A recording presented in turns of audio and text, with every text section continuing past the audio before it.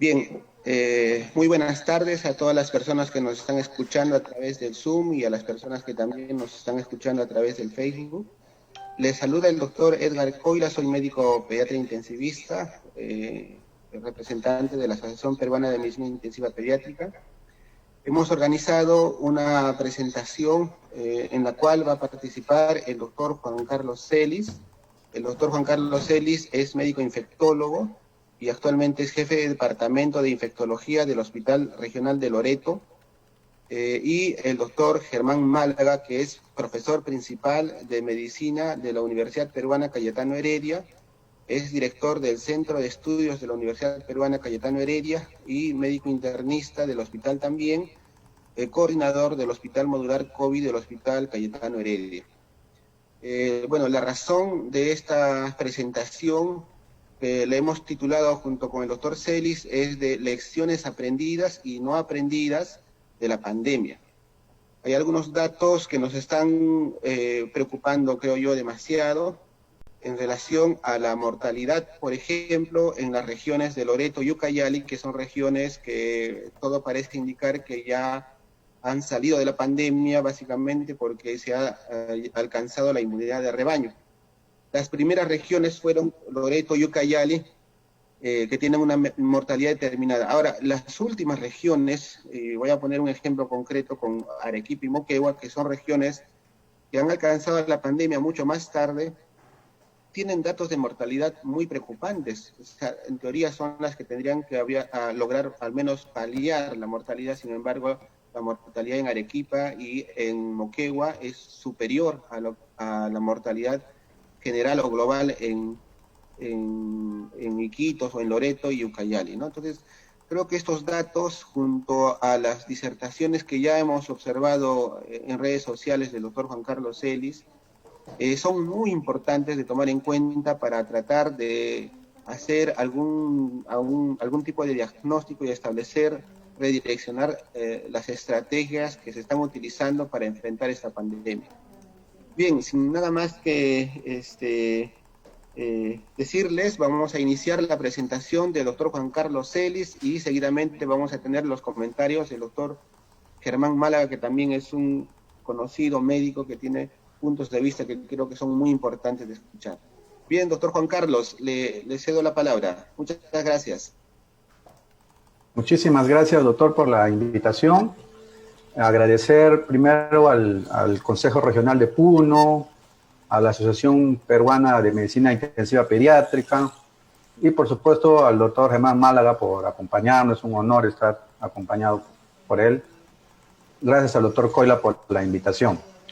Bueno, vamos, en realidad esta presentación no es una presentación nosológica. Quiero decir primero lo que no es, ¿no? O sea, no voy a hablar de fisiopatología, de los datos que van saliendo. Yo sé que todos como médicos estamos en redes, compartimos mucha información. Lo que yo quiero compartirles, y cada vez que doy estas presentaciones las voy actualizando un poco, es todas las fases en que un médico pasa esta pandemia y cómo creo yo que sobre todo a través de error tras error, yo lo digo así, hemos ido aprendiendo en el transcurso de esta epidemia en Loreto, porque mientras nosotros íbamos empezando a fines de marzo, nuestros primeros casos del 20 de marzo, también la información iba saliendo y entonces nosotros como que fuimos al galope junto con información fisiopatológica que iba saliendo, las autopsias.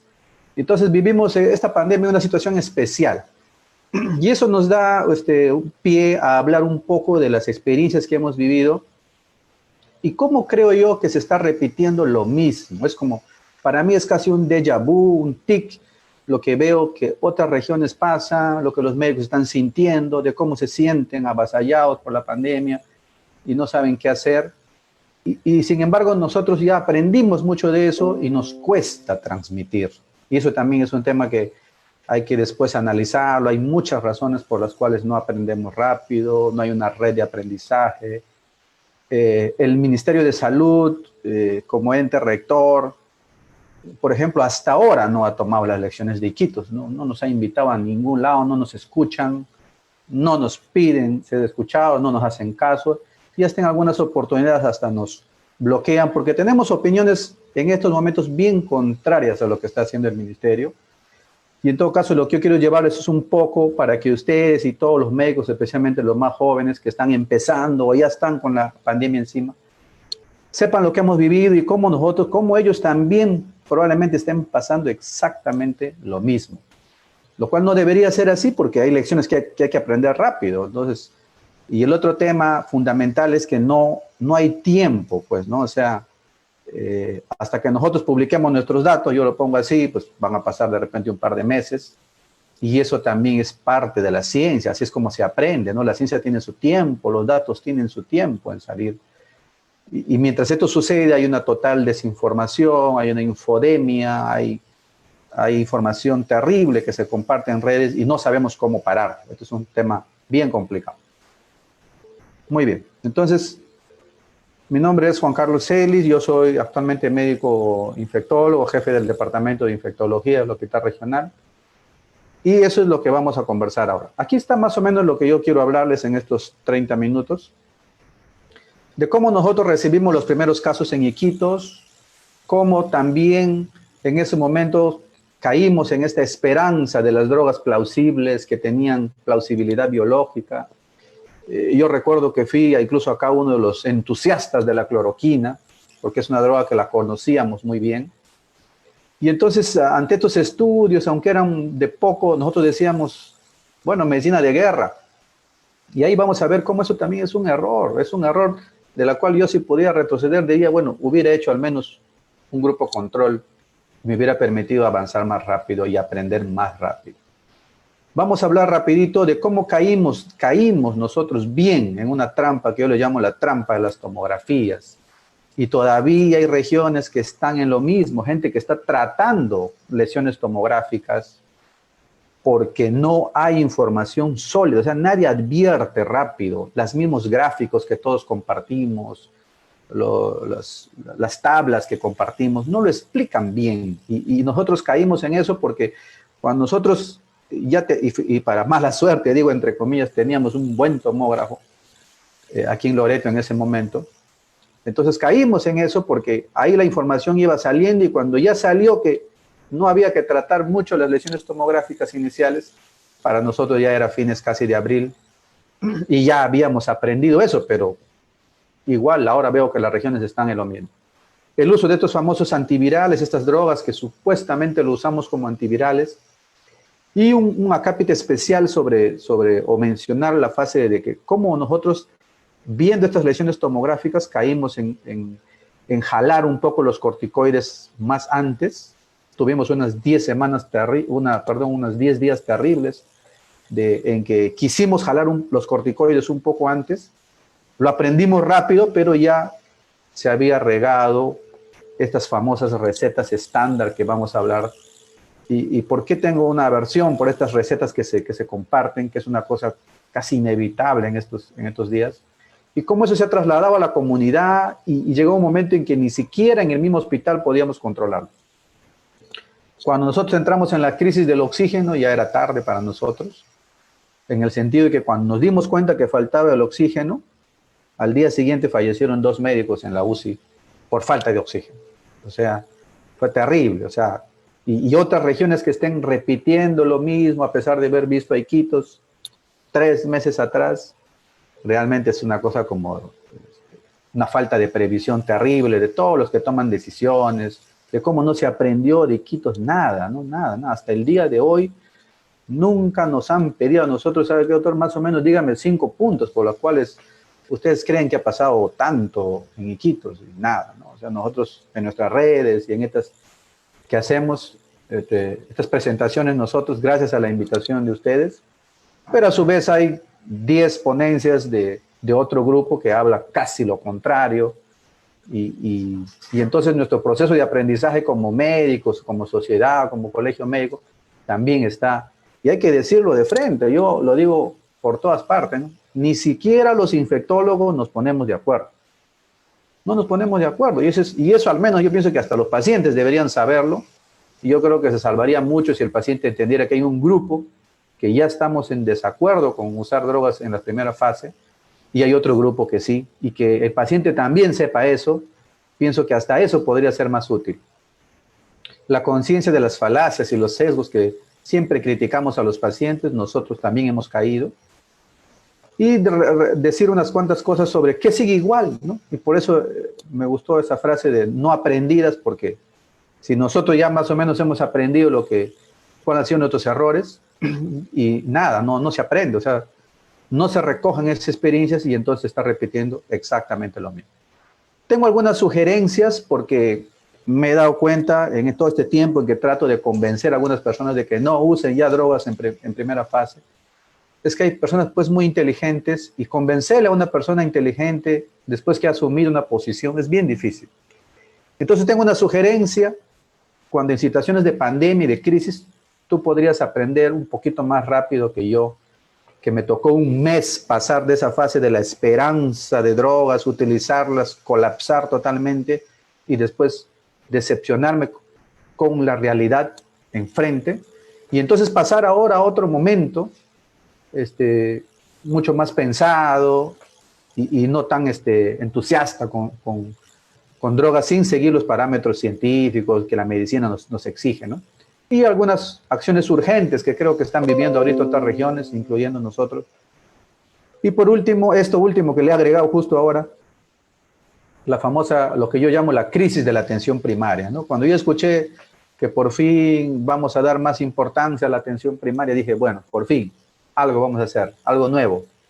Resulta que para mí es peor que la enfermedad, porque están queriendo hacer atención primaria con pruebas rápidas y con medicinas, gastando recursos, concentrando toda su energía en medicinas que están mucho más cuestionadas que al inicio. O sea, si bien es cierto al inicio, y es un poco, digo, a la defensiva, de que nosotros caímos con todas estas ilusiones con algunas drogas, pero ya a estas alturas eso ya parece inadmisible. Sin embargo, hay una persistencia en el error, en no hacer lo correcto, ¿no? Muy bien. Este es un gráfico un poco para que solamente vean. Voy a hablar solamente de los datos del Hospital Regional de Loreto. Más o menos entre el 17 de marzo hasta que hemos juntado un poco hasta el fines de julio, tenemos casi 9,000 atenciones. ¿De acuerdo? Este gráfico es solamente hasta el junio. 9,000 atenciones y tuvimos 3,000 hospitalizados hasta el día de hoy. Fallecidos, incluyendo sospechosos, porque en ese momento ya para nosotros en plena crisis todo el que tenía signos compatibles están con fallecidos de 678, y con esos datos más o menos tenemos una tasa de letalidad hospitalaria del 23%. ¿De acuerdo? O sea, para que vean, y ahí les he colocado más o menos para ir adelantándome cómo nosotros al inicio usamos pues con entusiasmo, como digo yo, como niños entusiasmados por estas drogas que tenían por ahí estudios in vitro, plausibilidad biológica, estudios que sacaron del SARS-CoV-2, del SARS-CoV-1, y ahí estaban cloroquina y hidroxicloroquina. Estamos hablando ya entrado marzo. Después vino la locura de la ivermectina. Mucha gente piensa que Iquitos no fue tan ivermectinizada. Nosotros también pasamos momentos peores con la ivermectina, porque no se olviden que acá hubo la locura de la ivermectina de uso veterinario, que se usó masivamente. Ahí les he puesto corticoides, cuando las guías internacionales decían no hay evidencia con corticoides, y como ahí nosotros pasamos a la fase de la trampa de las tomografías y empezamos a ver lesiones tomográficas, sin que el paciente ahí desature, quisimos impedir que eso progrese, y empezamos yo he contado unos 10 días hasta que nos dimos cuenta que estábamos cometiendo un error en la primera fase. Vino la crisis del oxígeno, ya iniciado junio, donde tuvo el peor momento, donde fallecieron, como le digo, los 2 colegas que estuvieron en ventilador mecánico. Posteriormente pasamos a una fase donde ya el corticoide lo pusimos un poco más en su lugar, pasaba a la fase pulmonar hipoxémica o al ARS. Y yo le he puesto a propósito ahí al paracetamol. Mira cómo ha ido transitando a medida que iban los pacientes viniendo en grandes cantidades, con casi, llegamos a contar 13 médicos atendiendo casi 500 pacientes hospitalizados en un hospital que solamente da para 200, ¿no? Con todas las imágenes que ustedes han visto en las redes sociales, ocupando todos los espacios, los pasadizos del hospital. Y por supuesto era imposible que podamos verlos a todos. Y ya les voy a contar cómo teníamos que hacer ahí y por qué estoy abiertamente en contra de hacer eso, porque mucha gente argumenta de que estas drogas, hidroxicloroquina, ivermectina, son seguras. Y de repente tienen razón cuando dicen, son seguras, pero son seguras en situaciones normales, donde tú controlas, vigilas. La gente no usa la ivermectina ni la hidroxicloroquina, ni los médicos siquiera usan la ivermectina en situaciones normales, no vigilan, no controlan, no hay tiempo. Y esa desesperación nos quita tiempo. Y ahorita le voy a explicar por qué eso de decir que no son drogas que se han usado por 2 billones de dosis y no han causado problemas. En situación de crisis sí causan problemas, porque estamos hablando del tiempo que utilizas, de todo lo que le dedicas a eso, distrayendo toda tu atención o la mayor parte de tu tiempo en drogas que no te van a dar ningún beneficio. Muy bien. Si ustedes recuerdan, esta es una publicación que salió el 12 de marzo y cuando nosotros tuvimos los primeros pacientes, pues todo el mundo como loco nos pusimos a revisar qué salía sobre el tratamiento de coronavirus. Y este es un tratamiento, imagínense, un consenso chino, después de haber pasado ellos 3 meses de masacre, salen a recomendar diciendo que la cloroquina, 500 miligramos 2 veces al día por 10 días, podría disminuir la evolución de estos pacientes en casos de neumonía. Usaban esa palabra de neumonía leve o moderada de coronavirus. Entonces, cuando ellos decían neumonía, no usaban la palabra hipoxemia, desaturación. Acuérdense que nosotros estábamos galopando junto con la epidemia, entonces recibíamos estos datos. ¿De acuerdo? Entonces, y ahí aparecieron una serie de guías, de protocolos basados en la palabra neumonía. Yo quiero que se concentren en esa parte, porque en ese tiempo no había muy pocas guías que te dividían o te hacían un algoritmo basado en desaturación. Todos decían neumonía, no neumonía. Es cierto que en neumonía ya te decían valor el grado para entrar a UCI, para oxígeno, pero toda la división estaba basada en neumonía. Entonces, cuando tú tienes una guía basada en neumonía y te aparecen de pronto lesiones tomográficas con neumonía, y ahí le voy a explicar por qué le llamo esto la trampa de las tomografías, porque si todas las guías estaban basadas en neumonía, inmediatamente nosotros queríamos ya tratar, adelantarnos. Y eso es lo mismo que hacen las personas en sus casas, ¿no? Nosotros siempre criticamos eso, pero es lo mismo que hace el paciente. Quiere adelantarse. Doctor, si esa droga, si esa medicina están usando, entonces mejor la tomo ahorita.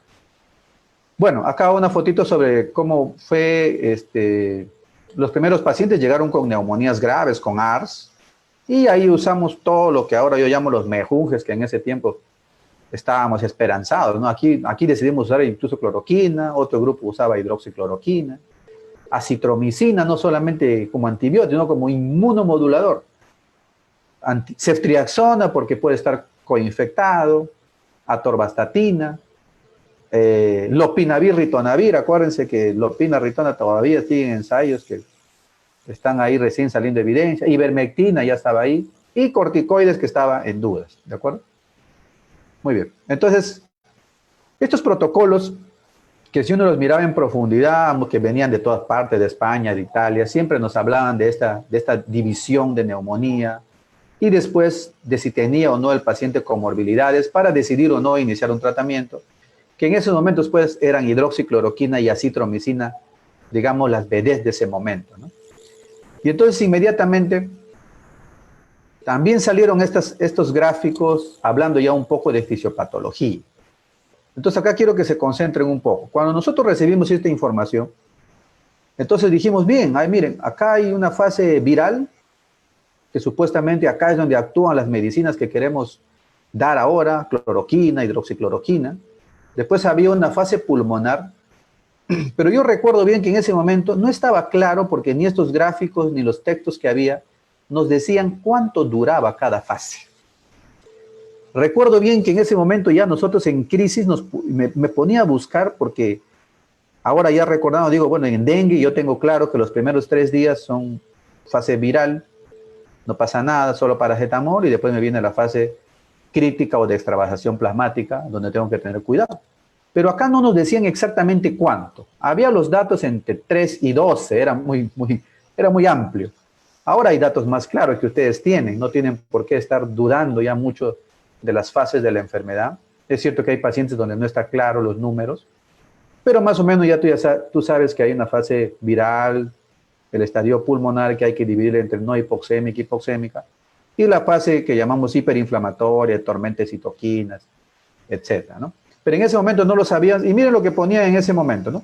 Decían disnea, dificultad respiratoria, y ahí mismo te ponían anormalidades radiográficas.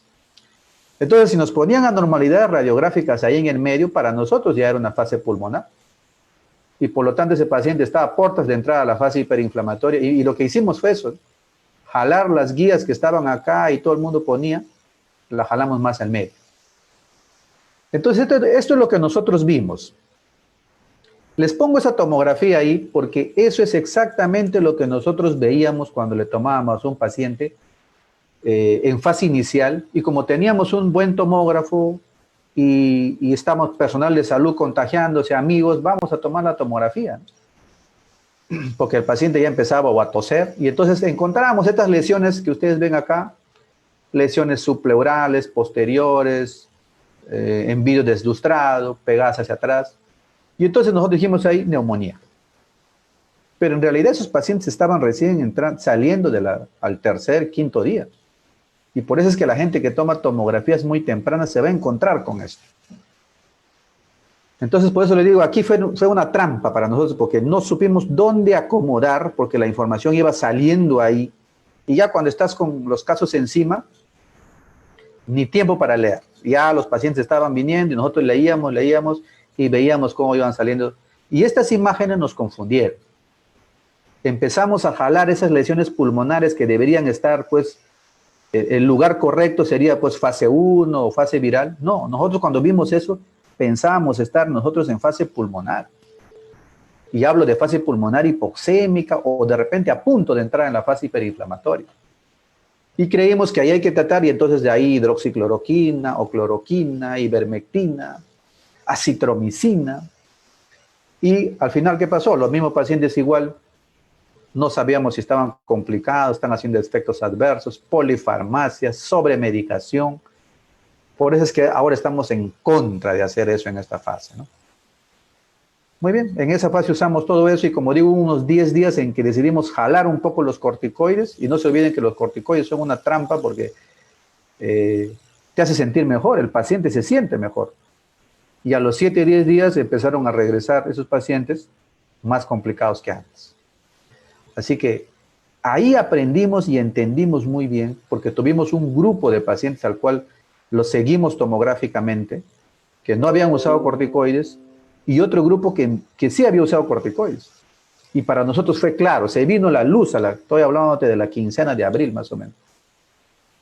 Es terrible, lo peor que puedes hacer es usar corticoides.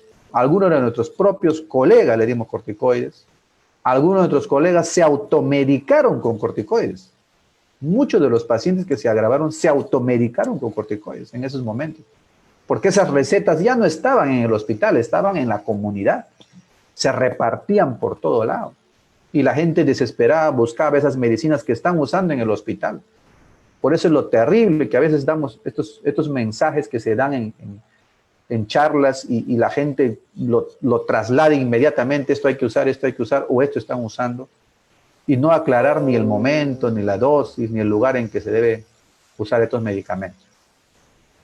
Muy bien, recetas como esta, ¿no? Esta es una receta y ahí está la fecha, 27 de abril. Cuando ya nosotros sabíamos, estamos haciendo mal, sobremedicación, la gente viene complicada, y lo peor de todo, usando corticoides.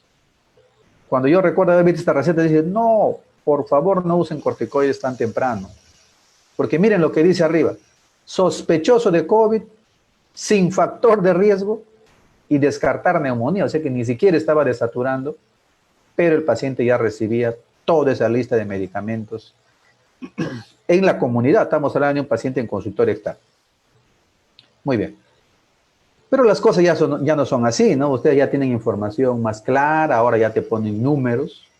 Por eso pienso que ahora el paciente, en función de fases de la enfermedad, y eso creo que debería ser algo urgente, La gente, le digo eso en función de la experiencia con dengue. No sé cómo nos ha pasado esto con este virus, de apurarnos en tratar, cuando en dengue nosotros nadie está desesperado por tratar los primeros 3 días.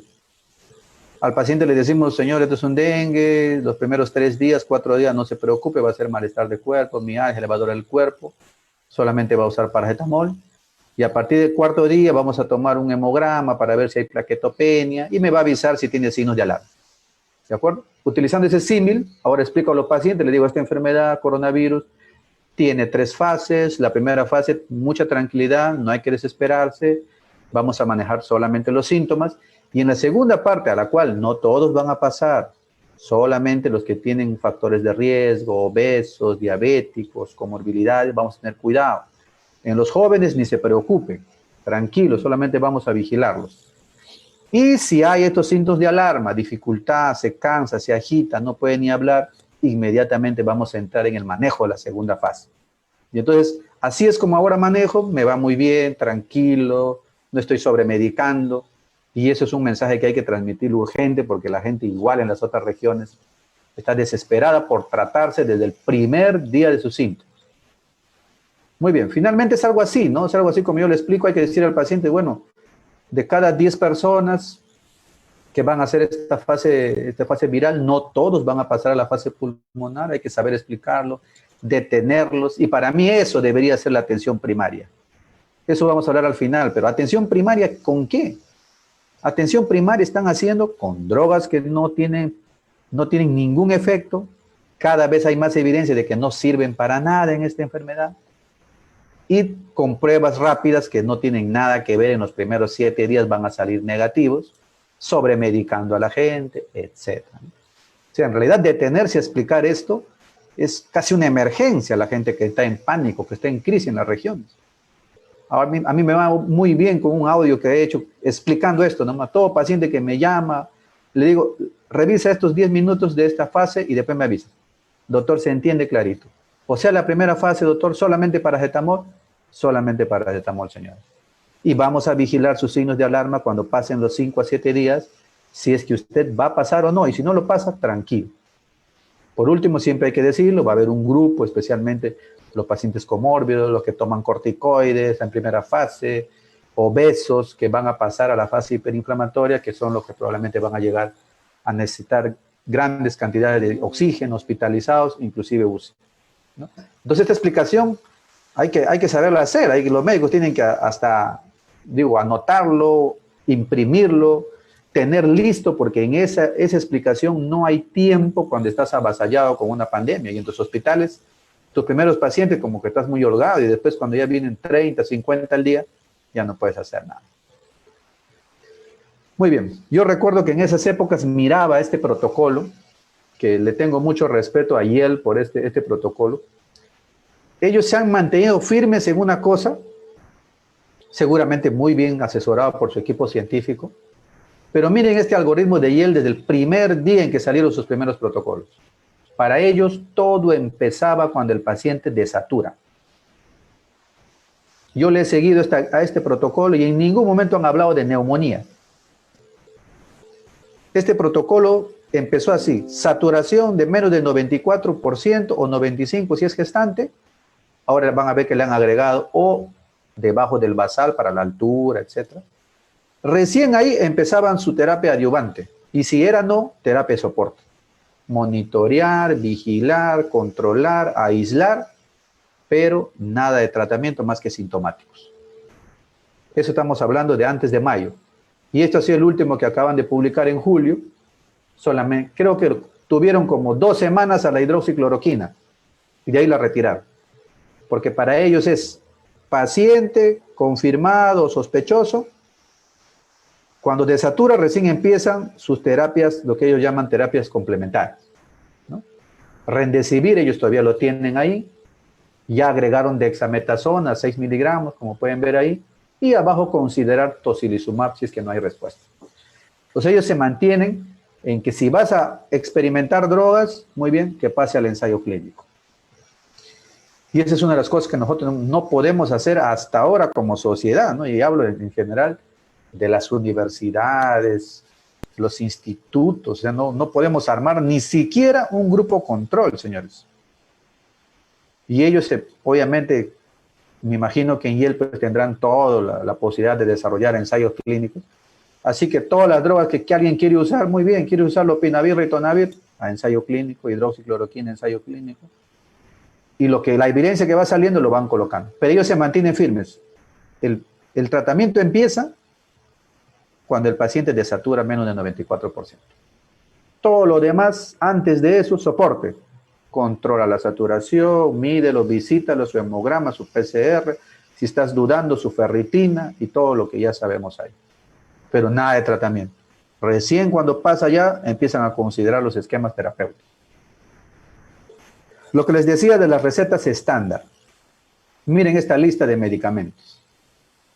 15, 16 medicamentos. Esta receta nosotros la hacíamos a mano.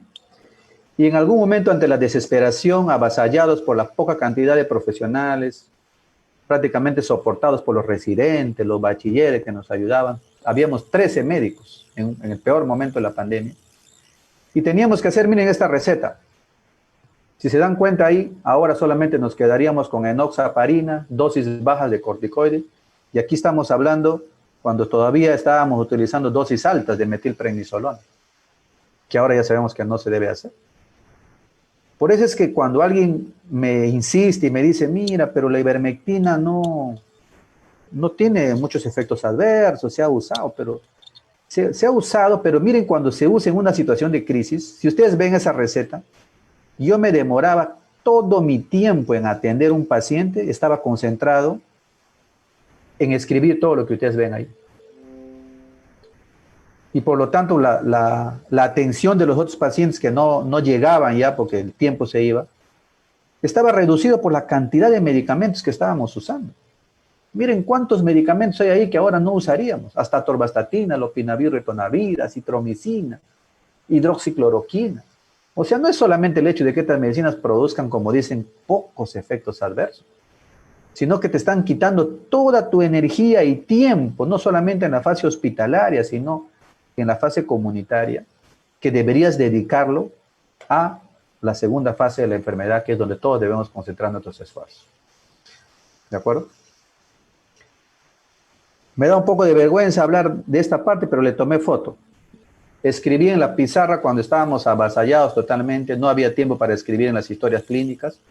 Todo el tiempo era dedicado a hacer el RP, porque sin RP no te daban las medicinas en la farmacia, y ver el tema del oxígeno. Así que les escribí a los técnicos y a las enfermeras en la pizarra, les dije, toda la energía debe ser puesta en el Cardex de enfermería, porque de ahí nos basábamos para dar la terapia. Cuando no había Cardex nos desesperaban porque no sabíamos qué había recibido, qué recibió, qué no recibió. Así que le dije a los técnicos, no quiero que escriban ni un gráfico. Hay que ayudar a la enfermera a hacer su Cardex, la administración de medicamentos, y ese tiempo ya sabíamos el oxígeno, porque hay pacientes que su oxígeno estaba, la cánula binasal estaba al costado, la maxa reservoir estaba salida porque tenía trastorno del sensorio, y nadie lo cuidaba, porque estaban descuidados en otras cosas. Pero miren, cómo la energía, yo les decía, concéntrense en Cardex y en administración de medicamentos. Pero mírenlo ahora en retrospectiva, en un Cardex lleno de medicamentos que no tenían utilidad y tiempo de enfermeras, de técnicos, de médicos dedicadas a la administración de medicamentos que no sirven. Y que ahora podemos decir que no han demostrado, y con mayor razón que ya hay evidencia que algunos realmente hacían daño. Entonces, trasladar esto, este aprendizaje, esta forma, cómo hicimos mal, ni siquiera un grupo control para decir sí a un grupo no lo hicimos. Decidimos usar todo lo que nos decía la poca evidencia que había de estas drogas. Muy bien. Y en la comunidad, no se olviden que esto también se trasladó a la comunidad. Y como yo siempre comparo, ¿cómo se puede luchar? Si yo tengo un videíto que colgué ahí explicando que tiene 20,000 vistas, y el doctor Macé tiene varios videos de más de 500,000 de vistas, donde él dice, inmediatamente se enferme, señor, señora, compre su ivermectina, su prednisona, 10 tabletas, y empieza a tomar. Y cuando le llaman en vivo, dice, No, ¿y qué estás esperando? Inmediatamente tienes que tomar tu acitromicina, tu ivermectina, tu prednisona al tercer día de enfermedad. Estas recetas han hecho muchísimo daño. O sea, nosotros podemos tener 10 Zooms como esto y no vamos a poder combatir a información que se riega, que se expande en forma desesperada ante la población. Cuando nosotros, el mensaje que hay que combatir ahora, por eso es que los mensajes, yo digo, tienen que ser con la misma fuerza contraria, ¿no? No podemos estar haciendo propaganda diciendo no se automedique, la gente no va a obedecer eso.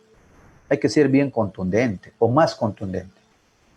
Al menos una cosa que acá estamos convencidos por los estudios que estamos revisando y que vamos a publicar posteriormente. Los corticoides en la fase temprana de la COVID empeoran o matan. Hay que decirlo claro, hay que regarlo, hay que gritarlos por todas partes porque a todos nos está pasando. Y a pesar que a nosotros nos pasó en abril, sigue pasándolo en todo el Perú. Rapidito sobre la trampa de las tomografías, ya les expliqué que nos había pasado. Hay un estudio, acuérdense de este crucero que se detuvo en Tokio, en Japón. Muchas enseñanzas salieron de ahí.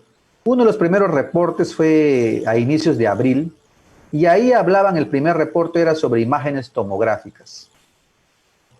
Y nosotros lo habremos revisado pues quincena de abril o un poco más. Y ahí ya nos advertían que incluso los pacientes asintomáticos tenían lesiones tomográficas como las que ustedes ven ahí o como las que yo les he mostrado. Entonces, cuando nosotros me acuerdo cuando me percaté de eso, ¿qué? O sea, esa lesión tomográfica que yo estoy viendo en video de ilustrado posterior, subpleural, a veces hasta bilateral, no quiere decir que ese paciente va a ir a la fase ni hiperinflamatoria ni a la fase hipoxémica. Se va a curar solo, porque lo que estamos viendo es una neumonitis. Y los datos, bueno, miren cómo se demora la medicina, la ciencia en general. Los datos completos de este estudio han salido recién en junio.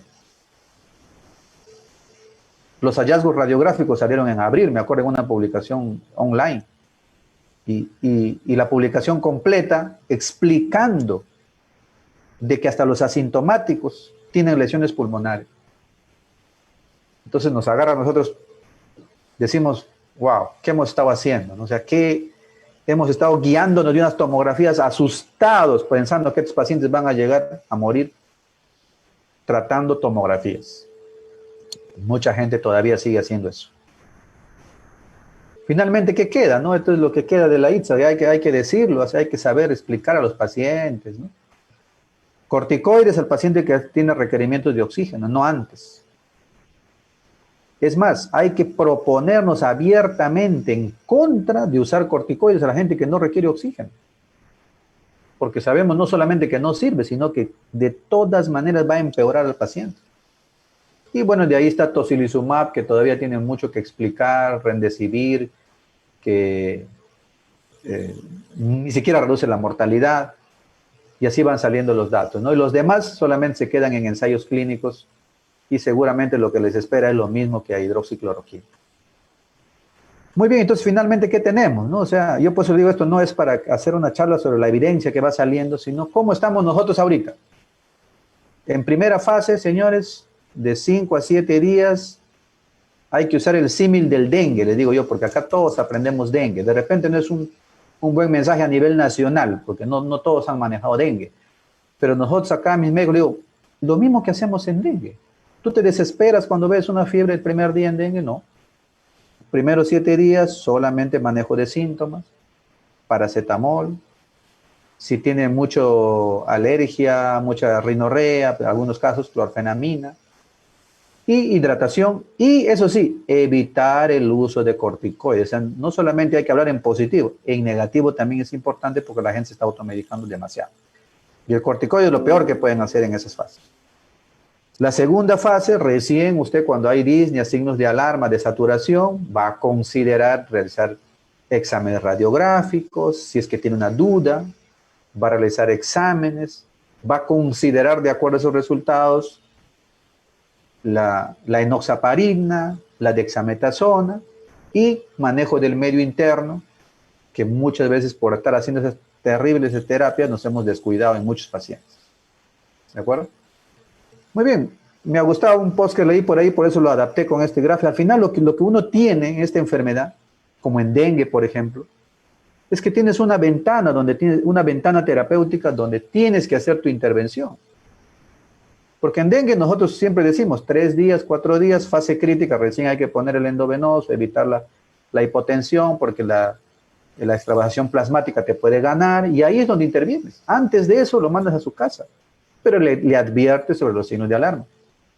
Entonces esta enfermedad tiene que ser un parecido, hay que explicarle al paciente la primera fase, decirle que hay un momento en que se tiene que tratar y que ahí hay algunas medicinas que nos están funcionando y hay que decirle que no todo está claro, ¿no? Lo que pasa es que estamos transmitiendo mensajes equivocados también en esa parte. Esto no se ve muy bien, pero hasta la OPS, miren, ya el Julio ha sacado un algoritmo que básicamente lo que dice es que antes de la saturación de 94%, todo es manejo sintomático. Paracetamol, vigilar si ese paciente, si tienes una estrategia comunitaria de aislamiento, ellos ponen instalaciones asignadas para aislamiento, y recién cuando el paciente tiene signos de alarma, empiezas la fase donde te dicen traslado a un centro de mayor nivel. Eso es lo que tiene que ser la atención primaria. O sea, hasta la OPS ya ha sacado una guía donde dice, ¿sabe qué? Igualito que el dengue. Hay que vigilar quiénes son los que más posible van a ir a la fase pulmonar. El resto todo es manejo de síntomas y estrategias comunitarias para aislar a los pacientes. Y como yo pongo ahí, pulsoxímetro, ¿no? O sea, a estas alturas de la pandemia, no tener tu pulsoxímetro a la mano, un médico que te andando viendo pacientes sin pulsoxímetro, ya está desfasado ahorita, porque esto no te da tiempo. No, la enfermera no te va a estar poniendo la saturación ese rato porque no tiene tiempo cuando la epidemia te avasalla. A modo de meme, ¿no? Al final, ¿qué va quedando, no? Nos vamos quedando solo con la dexametasona en pacientes graves, hipoxémicos. El oxígeno hay que explicar al paciente que también es como un medicamento, porque eso es lo que vamos a usar cuando lo necesita. Y hay que abandonar todas las otras drogas que no están sirviendo para nada. Un poquito sobre los sesgos, ¿no? Siempre, y creo que todo médico ha pasado por eso, cuando el familiar le dice, doctor, mi mamá se ha curado con malva, con quión, inmediatamente decimos, bueno, pues señora, se ha curado con quión, pero eso es probablemente un efecto placebo, hasta hacemos chistes sobre eso, ¿no? Pero ahora cientos de médicos están usando la misma falacia cuando dicen, doctor, yo tengo 80 pacientes, 100 pacientes tratados con ivermectina y toditos están vivos, ¿no? O sea, a una enfermedad como el estudio Recovery que necesita 6,000 pacientes, 2,000 asignados en el grupo de DEXA y 4,000 en el grupo de estándar de control para decir que tiene un 30% de beneficio en ese grupo. Y nosotros con 50 pacientes, 60 pacientes, 30 pacientes, 300 pacientes, algunos ya se sienten genios diciendo que 100 pacientes han tratado con ivermectina, cometiendo la misma falacia, que es el equivalente de decir mi familia se ha curado con quión. Es exactamente lo mismo. Pero en esta vez lo estamos haciendo nosotros, los médicos. El argumento de la ivermectina, ¿no? Como es una droga segura que se ha usado 2 billones de dosis en el mundo y nadie dice que no funciona, bueno, yo lo uso. Argumento ad ignorantiam. Sesgo de supervivencia, ¿se acuerdan de esa portada de caretas sacando a una familia con su frasquito de ivermectina y diciendo, bueno, nosotros tomamos ivermectina y estamos vivos, ¿no? Claro, en realidad el camino más rápido sería agarrar 100 pacientes fallecidos o sus familiares y preguntarles qué han tomado y se darían cuenta que ellos han tomado exactamente lo mismo. Pero son sesgos que lo estamos cometiendo, no solamente la sociedad, porque ahí se riega rápido, sino nosotros mismos. Entonces, ¿qué sigue igual, no? O sea, a pesar de que nosotros, a golpe de una pandemia que ha arrasado Iquitos, estamos con 80% ya ahorita de positivos, las regiones siguen cometiendo los mismos errores, las mismas recetas circulando sin cesar, cometiendo los mismos sesgos, diciendo yo tengo 20 pacientes, 40 pacientes, 100 pacientes, las mismas falacias, concentrándose en la fase virémica, en lugar de poner toda su energía en la fase pulmonar, asegurar oxígeno, tratar de contener la desesperación de las personas. desgaste de tiempo, recursos, personal de salud en medicinas que no nos sirven de nada y que más bien confunden. Porque yo siempre insisto en eso, no es que no tengan efectos adversos, porque le confunden al médico. Muchas personas hacen hasta gastritis, reflujo gastroesofágico por estas medicinas, ¿no? Miren el kit COVID de Perú, ¿no? Como verán en muchas regiones. El kit COVID de Perú, de la mayoría de las regiones del Ministerio de Salud, ¿cuál es? Ivermectina, citromicina, hidroxicloroquina y paracetamol. Un kit COVID que me gustó en Colombia, ni siquiera en todo Colombia, porque ellos también tienen sus problemas, ¿no? En Medellín. Kit COVID de Medellín, pulsoxímetro, termómetro, alcohol gel y mascarilla. Ese es un kit COVID de atención primaria. Lo entendieron todo, dije yo. No, y nosotros no podemos salir de este bucle, o sea, todos los días la gente está repartiendo. Este es el mensaje de ahorita, o sea, hace 5 días, miren el mensaje de la presidenta de salud, tomándose fotos con pruebas rápidas y según ella haciendo detección temprana para tratamiento oportuno y evitar que lleguen a UCI. 3 mentiras en una sola foto. Detección temprana con pruebas rápidas, ahí están las fotos. Tratamiento temprano, o sea, aquí le van a tratar, dice, todavía explican, al paciente que sale prueba rápida positiva, o sea que un paciente que ya pasó por lo menos sus 15 días de enfermedad, le van a tratar, o sea, ¿qué le van a dar tratar a un paciente que está oligosintomático, saliendo ya de la fase, hasta de la fase pulmonar? Le están tratando con hidroxicloroquina y ivermectina. Y según ella, para evitar que vayan a UCI, ¿no? El de ICA, Plan Esperanza, dije, por fin, a ver, vamos a ver, Plan Esperanza, lo entendieron, vamos. Sí, el director regional de ICA dice que están realizando pruebas rápidas para atención primaria. O sea, hacen pruebas rápidas masivas, energía, tiempo, dinero de todos los peruanos, haciendo pruebas rápidas para hacer tratamiento temprano, ¿no? O sea, con medicinas que no sirven y seguramente no tienen oxígeno, sus médicos no tienen pulso oxímetro, no están viendo cómo van a solucionar el problema de la escasez de personal, lo que realmente importa, ¿no? Pero así estamos. Esto es de ahorita, no es de abril, cuando Loreto ya había entendido esto, sino de ahorita. Así está manejando la atención primaria. Entonces, ¿cuál yo diría son? Porque es difícil hacer entender esto, o sea, esto hay que vivirlo, ¿no? Y todos tienen que repetir casi lo mismo para entenderlo. Hay que mantenerse firmes con el método científico, hay que reafirmarnos. Una de las peores cosas que yo digo y me arrepiento es, ¿por qué no hice ese aprendizaje que hubiera demorado un mes? Lo hubiera hecho, lo pueden hacer ustedes, los médicos que están dudando todavía de no tratar en la primera fase, en 7 días. Van a tener tantos pacientes que no van a necesitar hospitalización, que por último, si no creen o quieren usar alguna droga, porque van a escuchar un montón de charlas donde les van a insistir todavía con la hidroxicloroquina o con ivermectina, hagan un grupo control. Hay tantos pacientes que van a ir bien que si ustedes agarran 10 pacientes que le dan ivermectina y 10 que no, le van a perder el miedo. Y ustedes se van a dar cuenta que el paciente igual va bien cuando no le das nada. Yo estoy en el otro lado ya de la curva, o sea, yo al paciente solamente le doy paracetamol para el dolor. Y hasta la gente se admira, doctor, pero ¿cómo no me ha pasado? Y no me va a pasar nada todavía. No, señora, ya salió, ya está en la segunda semana, pero solamente tomé paracetamol, no tengo que tomar nada. No va a tomar nada, porque ya pasó. ¿Y por qué están estos hasta nuestros maestros están en este bucle de que hay que tratar en la primera fase? Es justamente porque no ven pacientes y no se animan a tratar con paracetamol la primera fase. Y mientras no se animen, porque ellos están tratando pacientes a través de otros médicos, dicen, el médico de allá me ha informado que la ivermectina le va bien, o el médico de allá. Por eso yo le aconsejo a todo médico, ya no quiero convencerlo de que no use. Le digo, ¿sabes qué? Si por último quieres usar algo, haz un pequeño grupo control. Y lo que yo me demora un mes en convencerme, te vas a dar cuenta que si a muchos pacientes les tratas solamente con paracetamol en la primera fase, la mayoría no va a ir bien. Y concéntrate, como nos concentramos en el dengue, en ver la segunda fase. Y ahí es donde ya tienes medicamentos, prepárate, haz un plan familiar para que la familia tenga un pulsoxímetro. O sea, ahí hay que concentrarnos, hay que anticipar. Hay que prepararnos para responder, aprender y enseñar más rápido. Creo que como sociedad hemos fallado, las redes de investigación, las redes de aprendizaje no se han conectado y eso sigue siendo un problema que hasta ahora no lo podemos articular.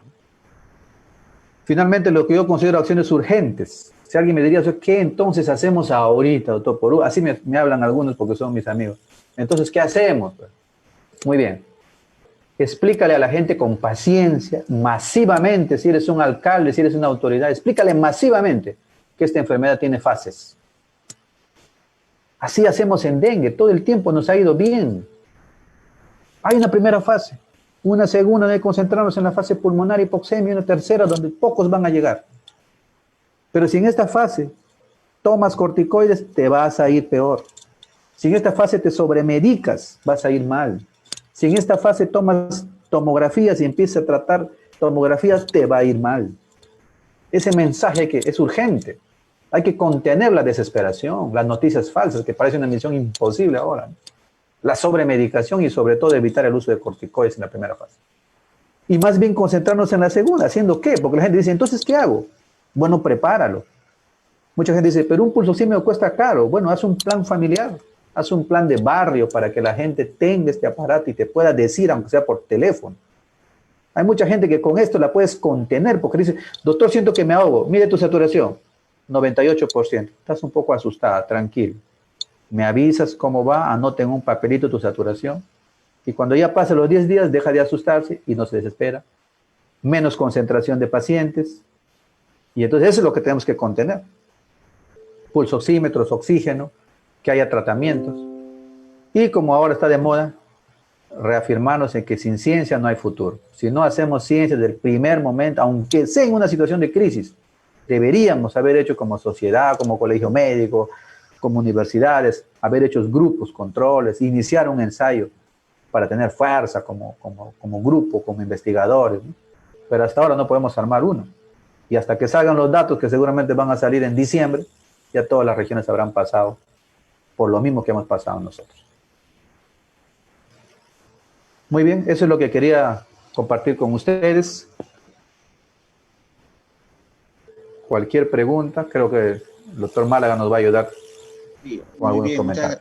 muchas gracias, doctor Celis. Enseguida vamos a tener los comentarios del doctor Germán Málaga. El doctor Germán Málaga es coordinador del área de hospitalización COVID en el Hospital Cayetano Heredia y que también tiene una experiencia que creo que es sumamente valiosa, que nos las comparta y que también pueda comentar las experiencias que ha tenido el doctor Juan Celis. Doctor Málaga, le invitamos a comentar. Gracias. Bueno, muchas gracias, gracias por la invitación. En verdad, doctor Celis, lo felicito por la valentía, por la honestidad con que presenta sus datos. Realmente me he sentido conmovido, primero que nada, ¿no? Segundo, eh, que este conversatorio es cosas que hemos aprendido y qué cosas que no hemos aprendido. Creo que es un buen título. Y lo primero que me llama la atención y realmente me preocupa como peruano es que hasta ahora no se le, con lo que usted empezó diciendo, ¿no? Que a pesar de que probablemente los que más experiencia tengan en el manejo de COVID y manejo de crisis sean ustedes, por todo lo que han tenido que aprender a la fuerza, como suelen ser estas cosas, no los hayan llamado, no les hayan pedido opinión, no los hayan convocado, y en vez de se mantenga una tosuda,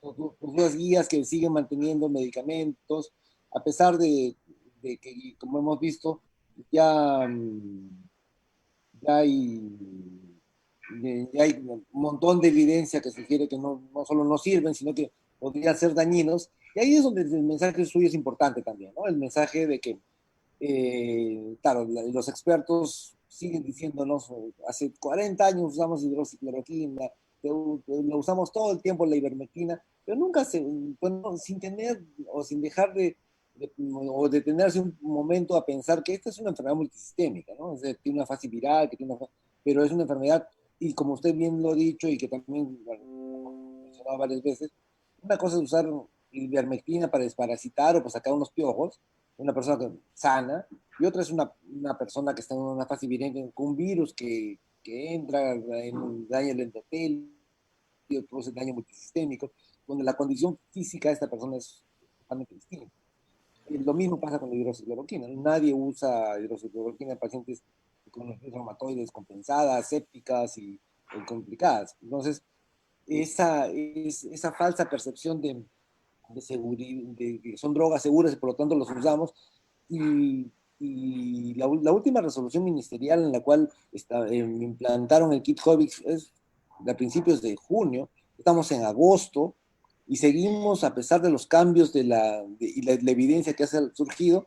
Y esto pues no es otra cosa que creo que lo han mencionado en varios frentes, en varios medios de comunicación, en varias entrevistas, de que la pandemia no es un momento para hacer investigación, que la ciencia no tiene que ser generada en la pandemia, sino que es medicina de guerra.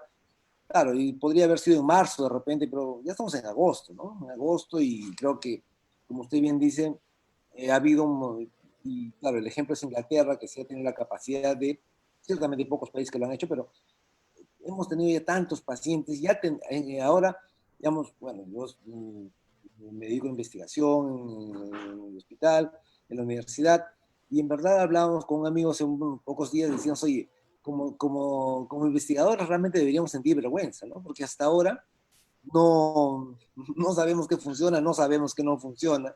Y eso claro, también en el mundo, pero digamos, no es que el mal de muchos console de tontos, ¿no? Y claro, y ahí viene un tema de que por qué no se hacen, ¿no? Cosas que a veces no se entienden, ¿no? Por ejemplo, hace ya a fines de mayo, conseguimos que el gobierno japonés nos done favipiravir para hacer un ensayo clínico.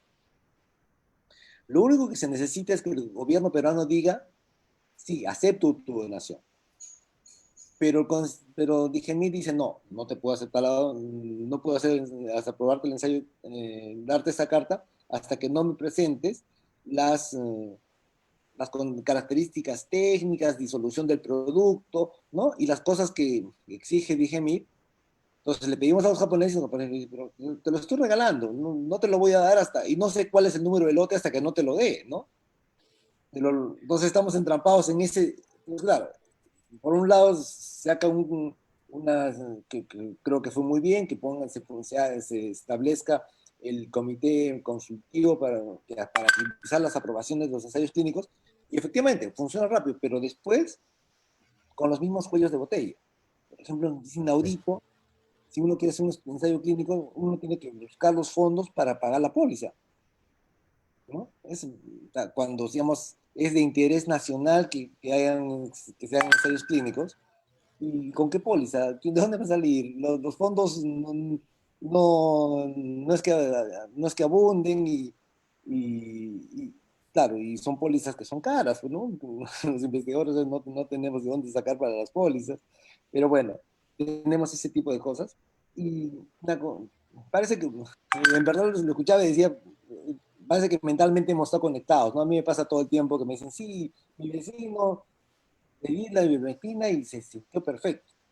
Bueno, ahora yo ya les digo, bueno, hoy día en la mañana he pasado, porque bueno, en el hospital se ha construido un hospital medular y digamos, yo coordino y no paso las 60 camas, pero digamos, veo los más graves.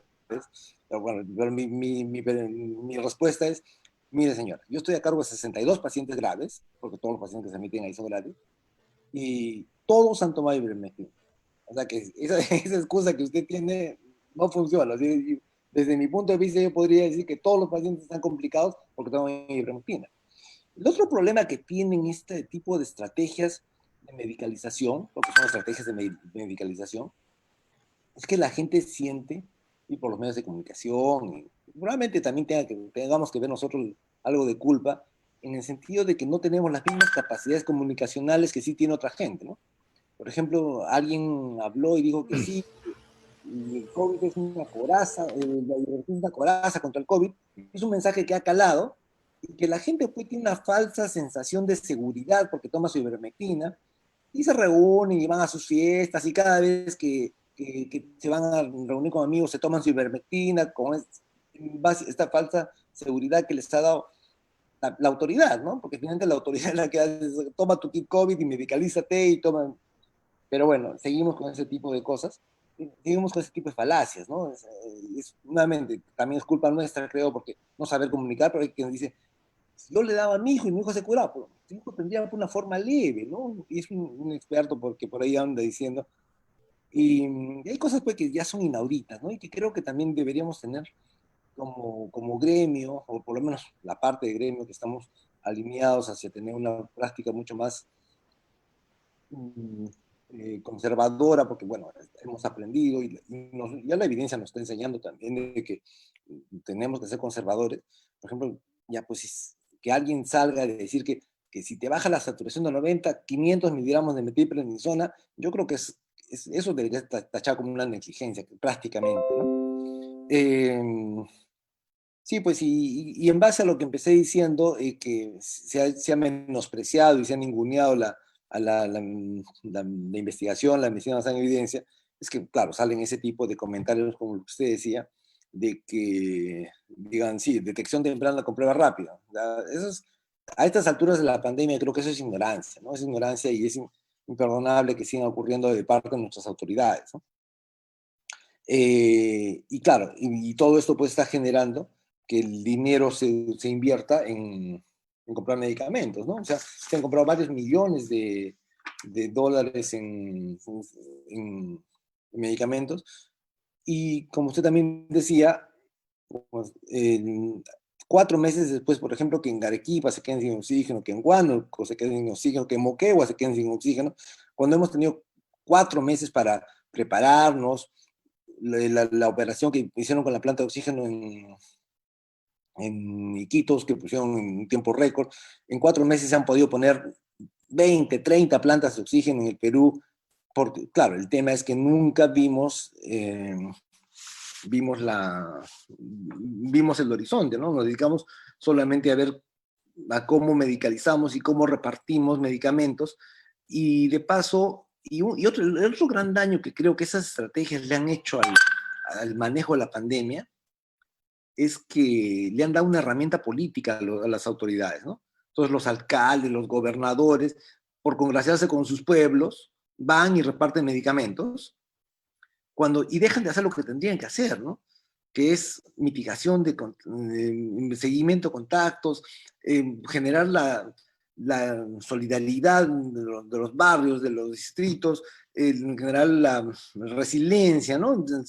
Yo te ayudo, tú me ayudas, esta persona en esta familia hay alguien enfermo, le hago seguimiento, no permito que se salga nadie más de esa casa, le llevo alimentos para que no tengan que salir, los proveo de medicamentos para que no tengan que salir, los vigilo por si alguien se complica, llevarlo a un hospital, pero detengo el contagio en esa casa, ¿no? Pero nada de eso se ha hecho y, y nadie tiene interés porque creo que eso no tiene rédito político, ¿no? Bueno, acá en Confianza, hace 3 meses me contactaron unos empresarios en el Cusco. Le dijeron, sí, doctor, mire, usted es investigador en Cayetano y queremos que nos ayude a hacer un protocolo de investigación que permita que Cusco se levante tempranamente las restricciones. Lo primero que le dije, bueno, si se levanta en Cusco, ¿y quién va a viajar al Cusco, no? Pero bueno, le dije, pero mire, si ustedes tienen pocos casos, eh, concéntrense en esto, ¿no? O sea, junten con su gobierno regional, sigan a los casos, detengan las infecciones, que no se vaya a difundir. No, doctor, en Cusco no va a haber COVID, porque el COVID no es bueno en la sierra. Bueno, ahora están colapsados. Lo mismo pasó en Puno, ¿no? Entonces, han habido una serie de falacias que se han ido repartiendo en el tiempo y que han promovido pues toda esta escalada de medicación, ahora el dióxido de cloro, una cosa jala a la otra, ¿no? Entonces, y lo más importante, yo creo que esta estrategia y nuevamente una lección no aprendida que hasta ahora, y no la vemos, es que, oye, este es un problema, claro, tenemos como clínicos que enfrentar este tipo de problemas todos los días y sin descanso. Claro, y en Lima es más complicado porque en Lima tenemos crisis desde abril y seguimos con los hospitales llenos, ya no tenemos personal, no hay enfermeras, ni siquiera es que, en nuestro caso, ni siquiera es que no haya médicos, no hay enfermeras, no hay técnicas de enfermería. Por ejemplo, hoy día tenemos una unidad de alto flujo que hemos instalado hace relativamente poco tiempo, y no podemos implementar las 10 camas porque solamente había una enfermera, ni siquiera había una técnica, ¿no?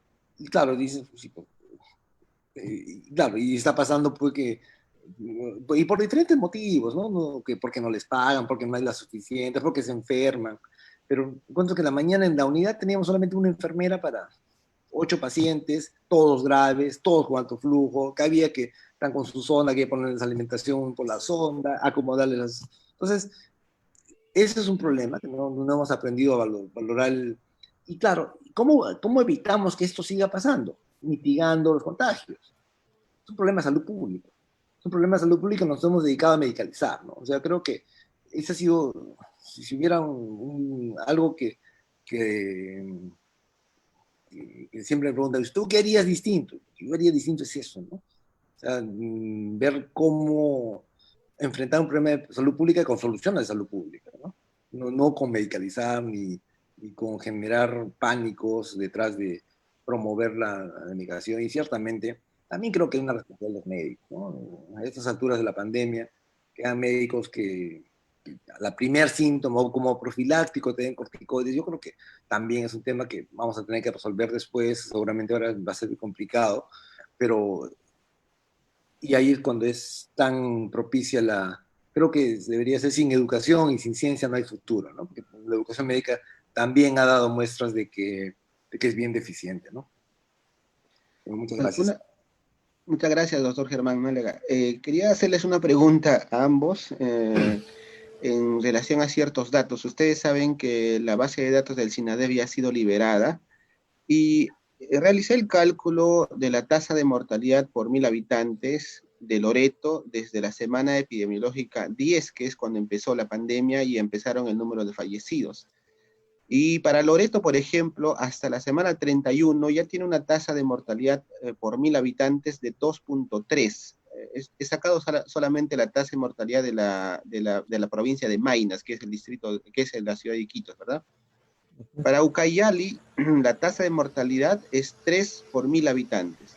Tanto Loreto como Ucayali son regiones son regiones que yo diría, y si me equivoco, por favor me corrigen, diría que ya la pandemia salió de esas dos ciudades porque el número de fallecidos por semana prácticamente se ha normalizado por varias semanas consecutivas.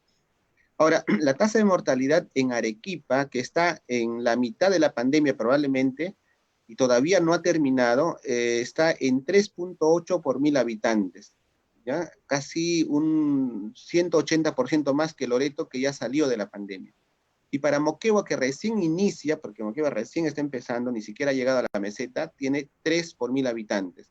Probablemente Arequipa termine casi como Loreto cuando salga de la pandemia, con una tasa de mortalidad de alrededor de 8 por 1000 habitantes, cuando Loreto salió con 2.3 por 1000 habitantes.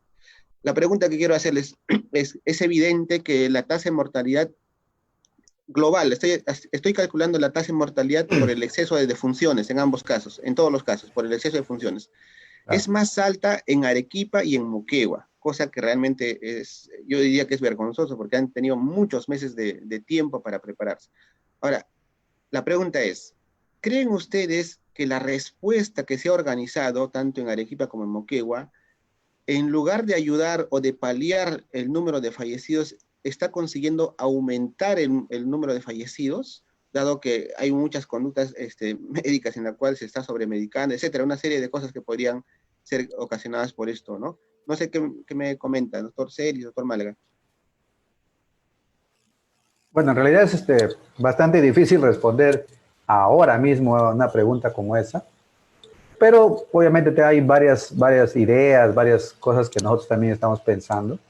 Nos llama la atención la mortalidad hospitalaria que están reportando algunos colegas. Nosotros hemos tenido, digamos, cuando los datos no estaban muy claros, hasta 33%, pero hay hospitales que nos están reportando 40, 48, 50 de mortalidad hospitalaria, me parece bastante. Nosotros teníamos un momento como fuimos, digamos, los primeros en que hospitalizamos pacientes con pocas lesiones y eso podría explicar esa baja. Por ejemplo, ¿no? Ese número que para nosotros se ha redondeado en 25%, nosotros hospitalizábamos muchas personas con lesiones pulmonares iniciales, la trampa de las tomografías que les comentaba, ¿no? Entonces podríamos estar ahí distorsionando un poco la data porque las otras regiones no creo que estén hospitalizando lesiones muy leves, no lo sé. Pero tomados globalmente también me preocupan esos números y hay varias posibilidades, ¿no? Yo sé que en otras regiones, después de ver lo de Iquitos, la desesperación parece mayor. Yo, por ejemplo, he seguido de cerca lo que yo llamo la ivermectinización de San Martín, ¿no? En Tarapoto.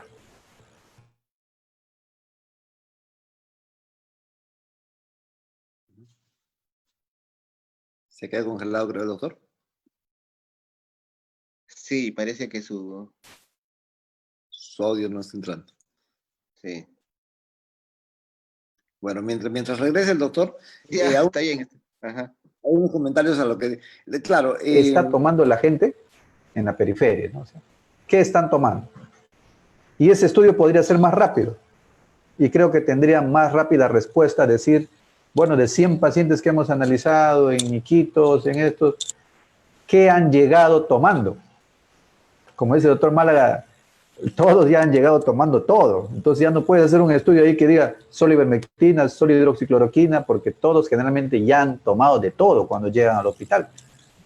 Y sobre todo los graves, ¿no? Entonces ahí hay un punto importante, tu observación es pertinente porque todos estamos con esas dudas todavía. sí, sí, totalmente. En este momento creo que solo se pueden lanzar hipótesis y habría que analizar localmente qué está pasando. Y claro, y también, pero igual eso no deja de ser vergonzoso que ciudades como Arequipa, que tiene muchísimos más recursos que las ciudades de la selva, estén pasando lo que está pasando. Hay varias, yo soy arequipeño, pero he seguido bastante de cerca lo que pasa en Arequipa, pero un poco con la preocupación del doctor Celis con relación a la mortalidad hospitalaria. En nuestra mortalidad hospitalaria, por ejemplo, en los meses de mayo y junio ha sido terrible y ha sido casi 50%. Y la razón fundamental es que la gente llegaba con valores de menos de 70 de saturación.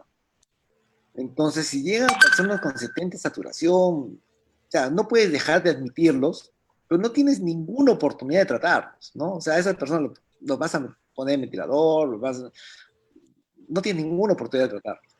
La segunda cosa que nos ha pasado mucho, y eso los colegas lo conversamos que un poquito, pero es que los pacientes ya llegan, uno ya, invariablemente todos llegan con corticoides, un poco lo que usted decía, o sea, nada, hasta un razonamiento fisiopatológico, dicen, oye, ¿cómo dar corticoides profilácticos? No, todos llegaban, y sobre todo con el doctor que usted mencionó, que sacó su receta con warfarina y con prednisona como tratamiento COVID. En esa época todos llegaban con corticoides, todos llegaban, y claro, y una cosa que yo también he ido criticando en las redes es, se usa la citromicina, efectivamente, como inmunomodulador, sin considerar que ya es un antibiótico, ¿no? Están usando, y el combo empieza con la citromicina más un segundo antibiótico que es levofloxacina, o es doxiciclina, o es amoxiclavulan. Como al tercer día siguen con dolor de garganta, que es un síntoma, ¿no? Sabemos que es un síntoma, y como persiste el dolor de garganta, le agrega un antibiótico, porque generalmente van a ceftriaxona. Entonces, cuando llegan al hospital, llegan no solo con corticoides, llegan con 3 antibióticos o 4 antibióticos, y llegan profundamente inmunosuprimidos. Entonces, claro, en un hospital como Cayetano, que tiene pacientes complejos, hospital que tiene pues acinetobacter, tenotrophomonas. Entonces, el paciente no termina de salir de su primera crisis, entra un acinetobacter, está saliendo de la sepsis, entra una pseudomona, o sea, no hay cuerpo que aguante pues 3 fallas orgánicas múltiples, ¿no? Entonces, y eso es otra causa. La mortalidad en Cayetano de la unidad del mes pasado ha sido 22%, ¿no? Porque hemos estado admitiendo pacientes más temprano, porque digamos había esta bajada que nos permitía, efectivamente, pacientes porque mucho nos pasaba que el paciente llegaba con 90 saturación, pero tenías uno de 65 al lado, claro, le emitías el de 65 y dejabas el de 90 que estaba todavía bien, que regrese una semana con 65 saturación. Entonces, eso ha sido un grave problema que hemos tenido, y es otra de las cosas que hemos aprendido, ¿no? Que el oxígeno es el tratamiento indispensable y que se ha tenido que trabajar, y hemos tenido tiempo. Hemos tenido tiempo desde marzo. Hasta ahora no deberían faltar puntos de oxígeno en Lima, por ejemplo, y en algunos hospitales sí faltan. No deberían. Claro, ¿cómo hacemos para que menos pacientes tengan este requerimiento? Bloqueando contactos. O sea, todo es parte de una misma cadena. Y sí, habría que, y nuevamente, volviendo a tu pregunta, para no darle tantas vueltas, yo sí soy un convencido de que la medicalización, sobremedicalización, hace que los pacientes se compliquen, no solo porque se inmunosuprimen, sino porque además tienen la falsa percepción de que ya estoy tomando algo, ya me voy a mejorar, ¿no? Y cuando van al hospital, llegan a una situación en la cual no se van a mejorar. Ok, muchas gracias. Correcto. Hay muchas preguntas, voy a escoger algunas. El doctor Eduardo Ortega pregunta, ¿no? Dice, he observado en mis propios familiares que los colegas consideran resultado de IgG positivo e IgM negativo como positivo, o sea, como paciente con enfermedad, y lo tratan como neumonía COVID sin evidencia clínica. ¿Es momento de dejar de usar las pruebas rápidas para diagnóstico definitivo? Pregunta. Bueno, nosotros pasamos, yo lo llamé cuando estábamos ya a fines de mayo, la crisis de las pruebas rápidas, ¿no? Imagínense, inclusive una IgM ya es tarde para hacer contención, atención primaria de ese paciente, porque ya pasó por lo menos 10 días. O sea, ya medicalizar a un paciente que tiene IgG ya debería ser considerado un delito ahorita, ¿no? O sea, ese paciente ya pasó por lo menos 3 semanas, no hay absolutamente nada que ofrecerle y si está bien, ya peor.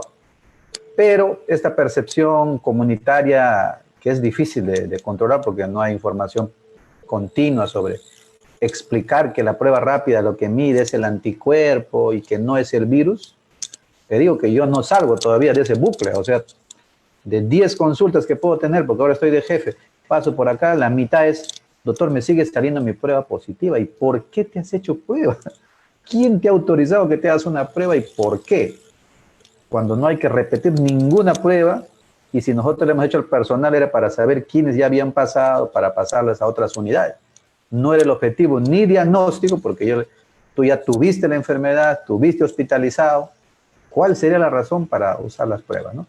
Y viniendo a la pregunta, pues las pruebas rápidas no deberían ser usadas para diagnóstico temprano, comunitario, y deberían ser restringidas para un grupo de pacientes que nosotros queremos analizar para estudio, para investigación, para seroprevalencia, donde ahí todavía tienen un lugar, ¿no? Pero no para hacer seguimiento, ni control, ni diagnóstico de una persona que estamos pensando en tratarlo. Por eso digo, la crisis de la prueba rápida continúa y miren lo que están haciendo de salud, diagnóstico temprano con prueba rápida para dar tratamiento temprano. Y eso está confundiendo a los médicos más jóvenes, los médicos que están en atención primaria, están creyendo en eso y no podemos salir, ¿eh? O sea, estamos dando vueltas como tumbos sobre las pruebas rápidas. Bien, doctor Málaga, si tiene algún comentario. Sí, no, totalmente de acuerdo. Creo que hay una tergiversación. La prueba rápida debe servir por un ámbito totalmente de cero prevalencia, de estudios poblacionales para ver el impacto, pero no, en la clínica, totalmente de acuerdo que no se debería usar, ¿no? En verdad confunde muchísimo más de lo que aporta. Y, y por otro lado, donde no, también hay que asumir porque es complicado hacer lo que está haciendo Chile o Colombia, de hacer todos sus diagnósticos con pruebas moleculares. Es creo que ni siquiera en Huánuco, en Tacna, Moquegua, no sé si en Iquitos, o sea, se podrían hacer esas pruebas y tendrían que venir a Lima. Realmente esta pandemia pues ha denudado todas nuestras debilidades y todas las limitaciones que hemos tenido y ha demostrado que la salud nunca ha sido prioritaria para nadie, ¿no? Entonces, lo cual es más vergonzoso porque hasta antes de la pandemia los defensores del modelo siempre arguían pues, de que tenemos 20 años de crecimiento, pero nunca ha habido desarrollo, ¿no? Nunca ha habido desarrollo y esto lo estamos pagando ahora, ¿no? Lo estamos pagando ahora. Yo quería comentarles una experiencia personal en relación a esto de las pruebas rápidas, por ejemplo, ¿no? Un familiar, un cercano.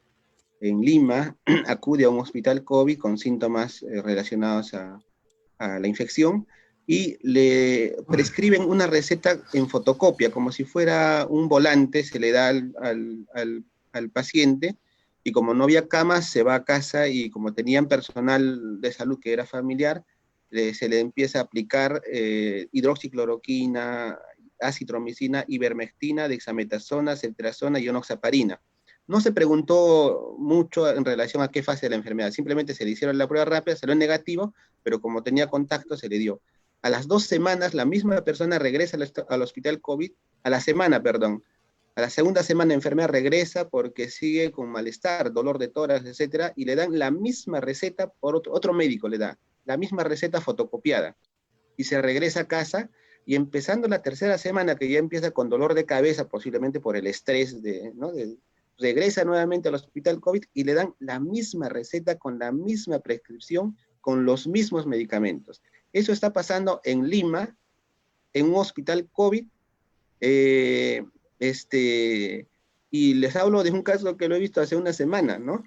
Y lo mismo pasa en salud. O sea, realmente esto que comentaba también el doctor Juan Celis en relación a las recetas estándar es una cosa, supongo que también por el tiempo, por la cantidad de pacientes que se tiene, por las condiciones en las cuales se trabaja, donde el médico está forrado de su EPP, que no tiene seguramente el tiempo suficiente o la comodidad suficiente para hacer una anamnesis. No lo sé exactamente de qué modo explicar esa situación, pero eso está pasando en Lima y estamos hablando de hace una semana y observando los argumentos del doctor Celis, estamos, como él dice muy bien, cometiendo prácticamente los mismos errores por 21 semanas consecutivas en todo el país. Obviamente que debe haber grupos pequeños en donde esto se está cambiando, ¿no?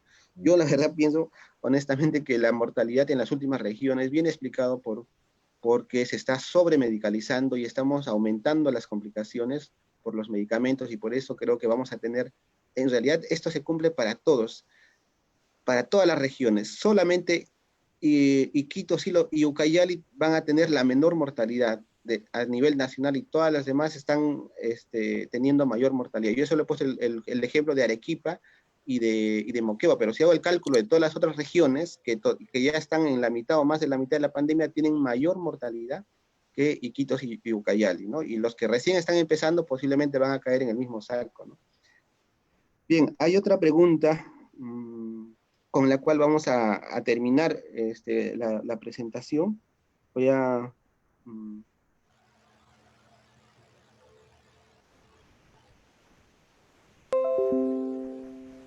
ya. Dice, ¿creen que ingresar a una nueva cuarentena pueda controlar o disminuir los casos de COVID? Supongo que se habla de Lima, ¿no? Porque también esto, en algunas regiones están en cuarentena.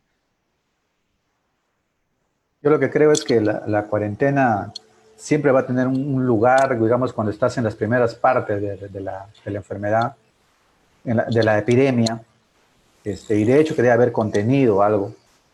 Pero lo que pasa es que estamos en un mundo bastante informal, como son todas nuestras sociedades en el Perú, y además de eso, no creo que haya región que aguante más cuarentenas, ¿no? O sea, estamos hablando de cuarentenas estrictas como la que tuvimos los primeros 3 meses, y muchas de las regiones que aparentemente contuvieron con cuarentena aguantaron, ¿no? Pero ni la economía, ni la sociedad, ni psicológicamente parece que ya la gente resiste más confinamiento, y es un tema difícil de responder, ¿no? O sea, dices, suéltanos ya, porque en Quito ya estamos 80%, pero hay un 20% que todavía no se infecta y hay que preocuparnos mucho por ellos también, ¿no?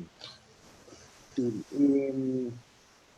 bueno, lo primero que, como te digo, doctor Celis, en realidad, pues, de repente, si uno lo ve desde el punto de vista estrictamente médico, podría decir, sí, pues, ¿no? Necesitamos, porque ya no hay más camas, no hay ventiladores, no tenemos más personal, estamos en una crisis total desde el punto de vista hospitalario, y necesitamos tener menos casos, ¿no? Para que en 2 semanas podamos reducir, pero hace unos días escuché un comentario de alguien que decía que las medidas de salud pública son pues como un equipo de fútbol, ¿no? La cuarentena es la defensa, ¿no? y digamos, cuál es el ataque, cuál es la delantera, ir a la mitigación de casos, ir a buscar los casos. Entonces, si solo vas a hacer cuarentena sin la otra parte, es como un equipo que entra a ratonear. O sea, no hay forma que ganes. De repente empatas, pero no vas a ganar, ¿no? Claro, y por ahí se descuidan y te meten un gol y este virus pues, tiene varios cristianos, es como un equipo, ¿no? Varios Messi a la vez, y vas a perderlo. Entonces, sí, primero que no, yo creo que no aguantaríamos, y segundo, si se va a hacer una cuarentena como la anterior, lo único que va a hacer es posponer y hacer que nuestra meseta sea mucho más larga. Creo que, y eso tú con Edgar, que me parece que eres muy entusiasta de las epidemias, yo creo que la epidemia de Lima ya es la más larga del mundo, ¿no? O sea, la meseta del Lima, bueno, no sé si alguna vez hemos estado en meseta, pero el tiempo que tenemos en Lima como crisis sanitaria ya es la más larga del mundo. Y creo que se podrían comparar y hacer. Una de las razones por las cuales tenemos esto es que la cuarentena nunca lo hicimos bien, por las razones que se podían arguir, y la otra es porque no lo hicimos completo. O sea, se tomaron medidas de salud pública incompletas y terminamos con un equipo de fútbol desbalanceado, de repente fuerte en defensa, pero nada más, ¿no? Y finalmente nos golearon, ¿no? Muy bien, muchas gracias. Vamos a dar por concluida esta reunión. Realmente ha sido muy interesante, muy aleccionadora. Creo que las experiencias que nos han compartido los doctores que están trabajando en la cancha van a ser de mucha utilidad para todas las personas que nos han escuchado.